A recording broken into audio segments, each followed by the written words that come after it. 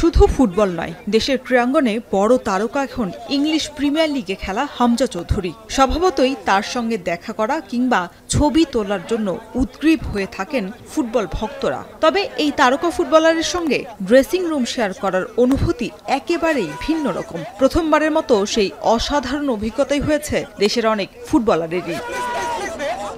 Asian cup বাছাই পর্বে সিঙ্গাপুরের ম্যাচের আগে বাংলাদেশের ২৬ সদস্যের প্রাথমিক দলে আছেন সদ্য লিগজয়ী ঐতিহ্যবাহী মোহামেডানের ৩ ফুটবলার। এর মধ্যে ডিফেন্ডার শাকিল আহাদ তোহপু হামজার সঙ্গে মাঠে খেলার অভিজ্ঞতা হয়েছে ভারতের বিপক্ষে ম্যাচেই। তবে দেশের মাটিতে ভুটান এবং সিঙ্গাপুরের বিপক্ষে জয়ের পাশাপাশি দক্ষিণ এশিয়ার শ্রেষ্ঠ ডিফেন্স লাইনের খেতাব জয়ের প্রত্যাশা জানান এই ফুটবলার। দেশের মাটিতে ৩ পয়েন্ট নিয়ে আমরা ম্যাচটা শেষ করতে, কারণ সিঙ্গাপুরও অনেক ভালো টিম, তো আমাদের টিমও আলহামদুলিল্লাহ মোটামুটি অনেক ভালো, কারণ হামজা ভাই আছে, সমিত সোম আছে, ওভারঅল সবাই আর কি ভালো। ডিফেন্স লাইনে যারা আছে তারা ক্লিন শিট রাখার জন্য ম্যাচটায় আর ভালো পারফর্ম করে যাতে কোচ বলতে পারে যে না, দক্ষিণ এশিয়ার সেরা ডিফেন্ডার লাইন বাংলাদেশে এখন আছে। এর আগেও প্রাথমিক দলে ডাক পেয়ে নিজেকে প্রমাণ করতে না পারায় মূল দলে জায়গা হয়নি জাহিদ হাসান শান্তর।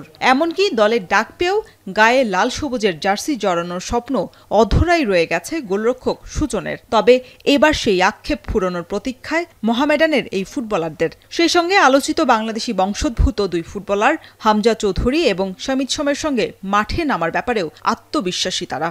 হামজা ভাই এবং সমিত সোমের সাথে ড্রেসিং রুম শেয়ার করতে পারবো, এই হিসাবে খুব আনন্দিত হচ্ছি।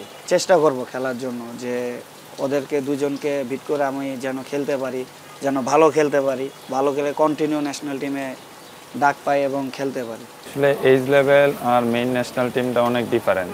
এইজ লেভেল খেলছি আলহামদুলিল্লাহ, কিন্তু মেইন ন্যাশনাল টিমটা খেলার সবারই স্বপ্ন থাকে।